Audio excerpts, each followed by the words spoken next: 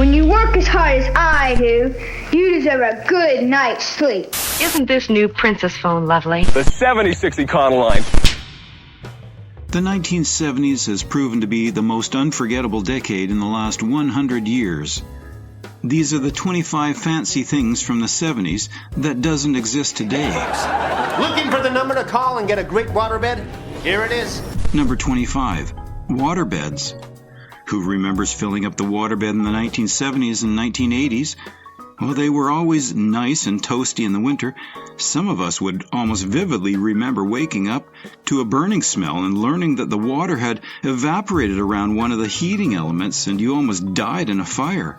Good times. It's so warm and cozy. Waterbeds in the 1970s and 80s would take you to a deeper level of uninterrupted sleep so you're able to stay asleep and need less hours of sleep. It could be as firm or as soft as you wanted, depending on how much water you put in it. If one was sleeping with someone else, though, it was best to make sure to have the waterbed that was waveless, which had baffles inside it to cut down the motion when one person rolled over. Warehouse. Waterbeds are the best! Number 24, sunken living rooms. These split-level living spaces were so architecturally beautiful. It's a shame not many people build interesting houses like that now. These sunken living rooms will be forever associated with the Beatles movie Help, and were the coolest thing in the world, and, let's face it, we all wanted to flood them immediately. Also known as conversation pits, they were a neat, intimate place to sit with others and tell stories there, or just watch the fire in the night. An average sunken living room could easily seat a dozen people. It was fabulous for parties and things like book groups. Though if they weren't designed right, they were super inconvenient as one had to climb across cushions, and it'd be hard to get out of. You had to devote not only space in the floor, but space in the ceiling, downstairs, or in the foundation. So they were surprisingly expensive and ate up a lot of room in other parts of the house. Number 23, candle drip Chianti bottles.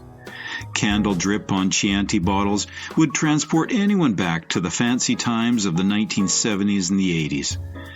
The hippies would usually put candle drips on wine bottles to make this beautiful artifact. Not just this, but they would also look pretty majestic on Crystal Head vodka bottles that came in a neat skull-shaped bottle. One would buy some multicolored drip candles just to use on the empty bottle. Meanwhile, Chianti bottles are made from Sangiovese's grape in Tuscany, Italy. Back in the 70s and the 80s, when the bottles were still hand-blown, they would sometimes swell up, creating a round bottle that you wouldn't be able to put on a table, as there was not a flat bottom. Add candle drips on the 70s Chianti bottle, and you'd have your precious candle drip Chianti bottles. These were pretty trendy in the 1970s and 80s, especially when the backlit candle drips came out, and everyone had to have one of those. Number 22, princess phones. So small, it fits easily almost anywhere you'd like to put a step-saving extension phone. Princess phones were an icon of the 70s and 80s. These pretty phones mainly targeted teenage girls and women, hence the name princess phone. Also, at the time, girls were thought to talk on the phone more than guys. It was meant as a phone for the bedroom because it was lighter and had a light. However, to rent one was expensive, so not everyone had one. That was the norm in the early 70s and 80s. A princess phone would cost an extra monthly fee over above the standard model, so they definitely were a modern luxury. The sounds and feel of a princess phone being dialed produced a ASMR for us.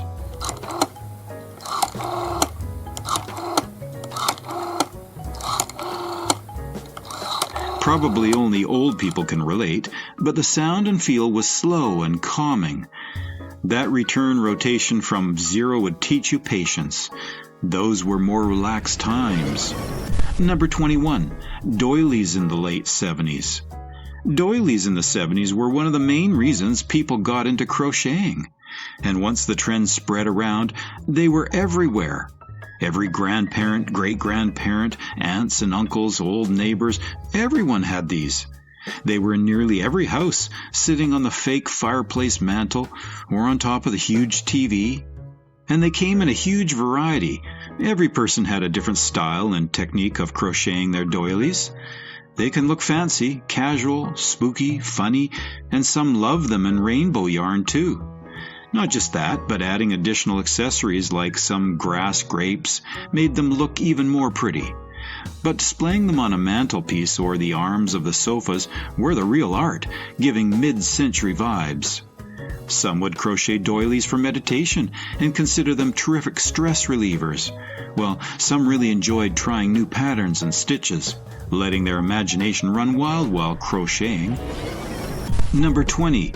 Shagadelic Custom Vans. Hey, Van, and here's a new original, the 76 Econoline. It's changing van history again. Remember when custom vans were all the rage in the 1970s? Some would still remember them with a big mural of a wizard or something airbrushed on the side and those little windows that look like a star. The main attraction on these custom vans were the shag carpet on the interior, which, while difficult to maintain clean, were trendy and looked pretty cool back in the 70s and 80s. The best part about these vans were the parties called van-ins, with friends and the competitions with other vans.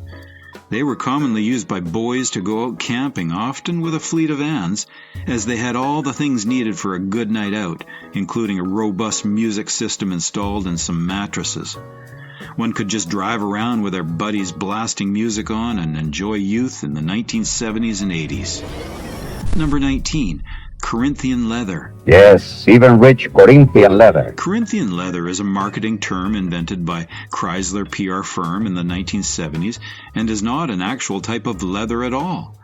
It was used to describe premium leather seat material and was popularized by celebrity Ricardo Montalban, leading to increased car sales.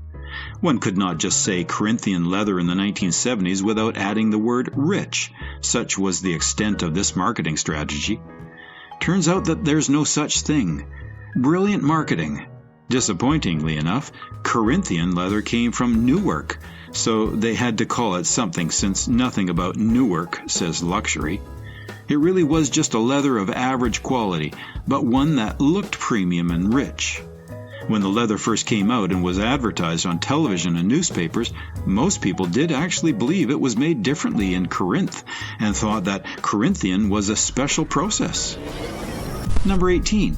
Nehru collars. The Nehru collars was a trend that saw its decline pretty quickly after it started. In the late 1980s, it was as trendy as it could be, but that was just about the gasp for that style. The Nehru collars, primarily in Nehru jackets, had a sort of Mandarin style to it, and was very common in India, later spreading to the UK. The pattern is similar to the stand part of a two-piece turn-down collar, so one can also use a pattern for a two-piece turn-down collar. A Nehru collar emphasizes the roundness of the face, and you'd better have a jawline sharp enough to shave with, or you'll look as fleshy and soft as a baby. If you have a long gooseneck, a la Lagerfeld, the collar will look like a foreskin. They were also known as granddad collars in the 1970s because men of granddad's generation would have grown to adulthood wearing shirts with detachable collars and sometimes detachable cuffs too.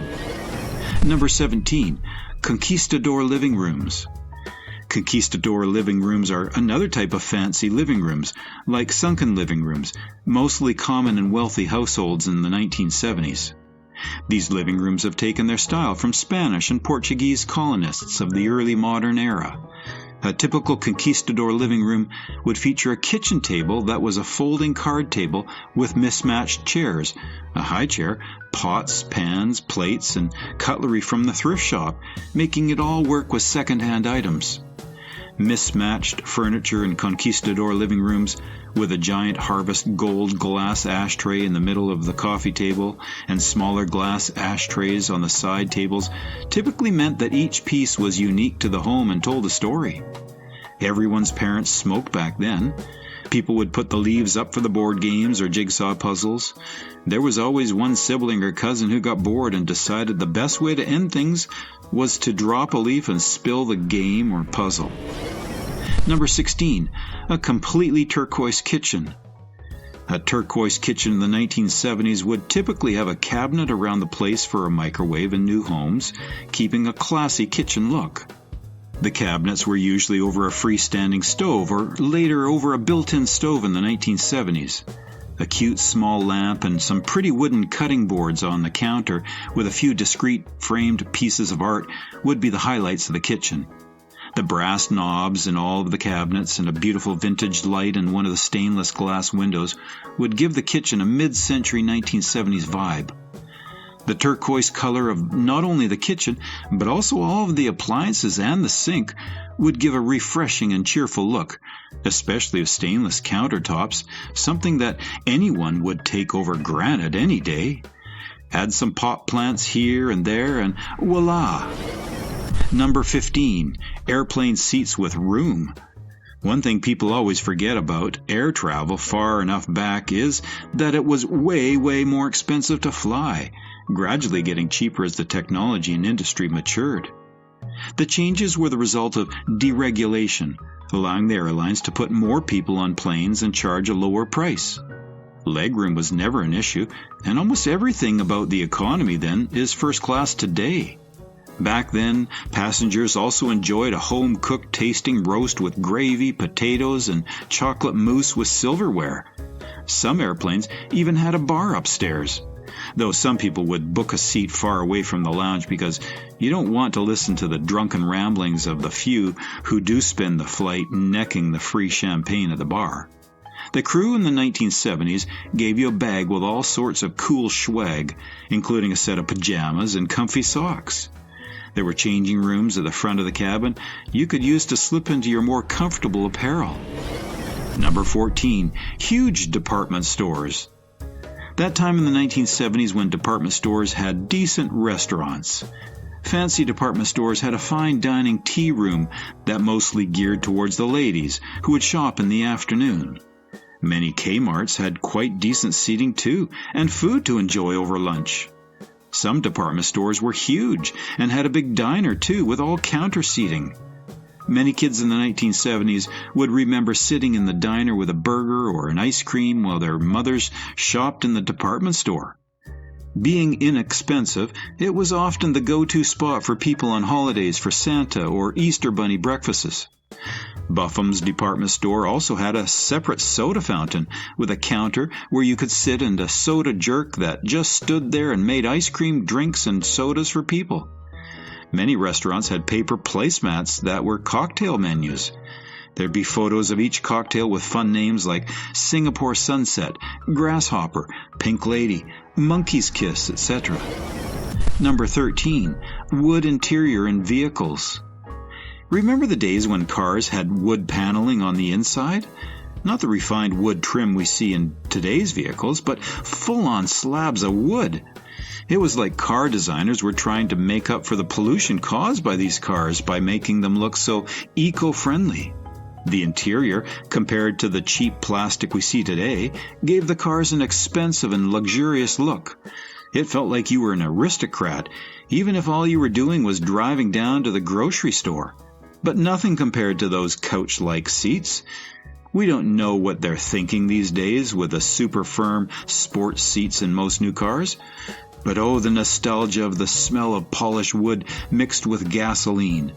Modern cars might be safer, more efficient, and better for the environment, but they lack the rustic charm and personality. Let's be honest, who wants airbags when you can use the dashboard as a coffee table? Number 12, fancy uniform.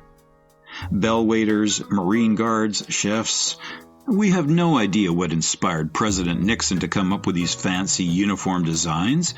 It looks like a blinged up set of chef whites. The uniforms turned out quite ridiculous, and it was hard to decide what the officers looked like, either theater ushers or bellhops. The agents in their new uniform looked decked out in double-breasted gold button blazers and gold-braided epaulets, looking like they were about to board a luxury cruise ship rather than protect the leader of the free world. It was like dress golds for if the Secret Service were a branch of the military, maybe presidential Marines, and this is what they'd wear to their up-dressed events. Number 11, time warp with shoe-lined rooms. Imagine walking into a house where every room feels like a snapshot straight out of the 1970s, a true time warp that transports you back to an era of bold colors and unique decor. Now, add the quirky twist of rooms lined with shoes. Yes, you read that right. In the 1970s, some people took their love for fashion to the extreme, turning their homes into elaborate shoe displays, showcasing their vast collections of platform boots, sandals, and colorful sneakers. No one had laminate flooring in the 70s. It was swirly carpets all the way. The rooms also always had some ashtrays and cigarette packets. Everyone smoked in the 70s. Books were another staple of these rooms. There should be a Jackie Collins or James Herbert paperback lying about whether the individual was the intellectual type. Most importantly, each room had vinyls. It was almost concerning not to see certain iconic albums on display. Fleetwood Mac's Rumours, Pink Floyd's Dark Side of the Moon, and Mike Oldfield's Tubular Bells were almost mandatory. Every detail from the swirly carpets to the ashtrays, books, and vinyl records contributed to an environment that was rich in character and nostalgia. Walking through such a house today would feel like stepping into a vibrant, sensory-rich museum of the 1970s. Number 10. Men flare pants. The 1970s was a time to make some bold fashion choices, and even the men participated. One of the most eye-catching statement choices of the time was flare pants. These pants were literally considered the epitome of being cool and came in a dazzling array of colors, designs, and fabrics as well. Snug at the waist and thighs, they dramatically flared out at the bottom, creating a distinctive silhouette that was both stylish and flamboyant. Picture this. They were eventually cut off to make shorts that were way too short by today's standards. Flare pants were typically paired with platform boots, adding extra height and a touch of glamour to the overall look. Together, the pants and shoes made men stand out and added a unique flair to their outfits. Today, double-knot suits and flare pants are a rare sighting. Outfits like these are usually set aside for retro-themed parties only. This makes sense, as the 70s seemed to be the only time when men weren't afraid to experiment with extravagant and bold styles. Number 9. Bonanza Steakhouse. That's right. In the 1970s, we actually had fancy steakhouses that provided a unique and memorable dining experience. Before multiple restaurants went out of business, after fast food chains began to dominate the food industry, there were diners at every stop, offering a variety of culinary delights. Among these was Bonanza Steakhouse, which was a favorite in America. Although the restaurant was founded in 1963, it truly flourished and saw its best days in the 70s. Fancy steakhouses became the perfect place to spend quality time with your loved ones. But of course, the star of the show was the steak, renowned for being juicy, tender, and cooked to perfection. But the steaks were not the only delectable item on Bonanza's menu. Their sides, such as perfectly roasted potatoes, and their mouth-watering desserts were to kill for, completely a truly satisfying meal. Fancy steakhouses are hard to find, if any are even left. The shift towards fast food has led to a significant loss in the variety and quality of dining options available. The unique charm of places like Bonanza Steakhouse, where each meal was an event and each visit a special occasion, is sorely missed. Number 8. Houlihan's. Not that many would remember, but Houlihan's was the spot you'd go to for casual dining. The restaurant was perfect for a fancy yet casual night out, providing an atmosphere that was both elegant and comforting. They had typical American dishes on their menu with a modern twist on them, appealing to a broad range of palates. However, their wide variety of salads became their hallmark, making the restaurant a beloved destination for all salad enthusiasts. Houlihan's was the perfect stop for anyone having a bad day, seeking comfort in a cozy environment, or just in the mood for a change in environment. Adding to the restaurant's appeal were their signature drinks, which further boosted its reputation as a trendy and hip place to dine. Fancy restaurants like these have become somewhat obsolete over the years, making Houlihan's a cherished memory for many who experienced it during its heyday. The stylish interior and memorable menu have for sure left a legacy. We are waiting for someone to step in and continue.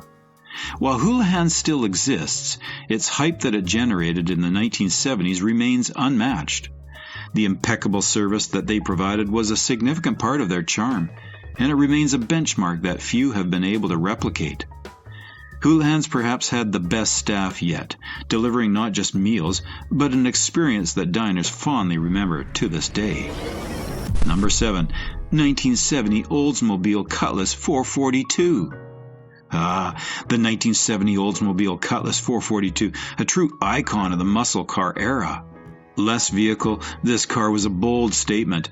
Back when cars were made to look good and exude style, the Oldsmobile Cutlass was indeed a beauty, one of the best-looking cars yet. The 1970 Oldsmobile 442, also known as a Sabre, is the second-generation model that raised the bar in the muscle car horsepower race of the day. Driving this car was nothing short of an exhilarating experience. The engine and the gear shift were perfectly synchronized, making every drive feel like an adventure you wouldn't want to end anytime soon.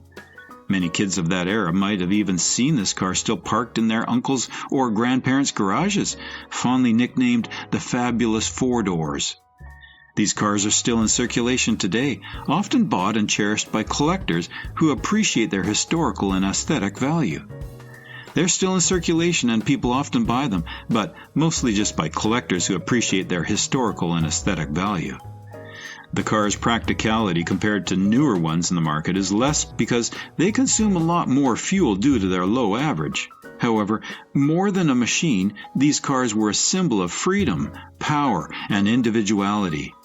If you happen to come across one of these magnificent cars anytime soon, be sure to take a moment to admire its beauty. Appreciate the sleek lines, the powerful stance, and the unmistakable aura of a bygone era. The 1970 Oldsmobile Cutlass 442 is a testament to a time when cars were crafted with passion and driven with pride. Number 6. Imperial. The Imperial, an automobile brand under Chrysler Corporation, held a very well-reputed place in the luxury car market during its production years from 1955 to 1975, and then briefly from 1981 to 1983. Positioned as Chrysler's flagship brand, the Imperial was designed to compete with other luxury vehicles like Cadillac and Lincoln. And believe us, it held up well against them. There was a minimalism to the lines of the Imperial cars, but so much heft. Eventually came a time when Chrysler made a better Cadillac Cimarron than Cadillac itself. As Imperial's market share grew, it became popular for its dominating presence on the road. One of its most notable cars, the Imperial Crown, had the most distinct features to date. Not only that, but the Imperial cars were some of the toughest and sturdiest cars made in the 1970s. Back in the day, they were even banned from various demolition derbies because they were built like tanks. Though Imperial was unmatched, after the economic disasters faced in the late 1970s, the brand faced losses they found difficult to recover from. Yet Imperial's luxury vehicles are admired by car enthusiasts to date. Though we do not see these anymore, their legacy reminds us of Chrysler's commitment to crafting sophisticated cars. Number 5. Waterford Crystal Decanters. When it came to fancy dinners, these decanters were everyone's go-to when it came to decoration. Finely handcrafted in Ireland, they were a sign of elegance and luxury. Each decanter was genuinely a work of art.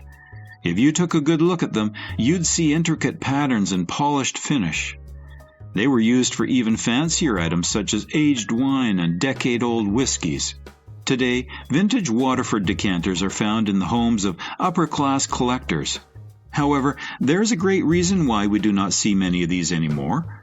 Lead used to make them is toxic for humans, and storing something that you will consume in a leaded container will ensure that you consume some of those toxins.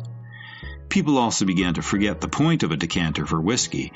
It never made sense to buy a bottle only to pour out that bottle into another bottle and then consume. They may look nice as a display piece, but should never be used to store anything. Not just that, but Waterford also recommends against storing anything in their crystal decanters, even unleaded crystal. They are more firm with the wording on their leaded decanters. Number 4, suede platform shoes. Another fashion fad that probably no one misses is the suede platform shoes.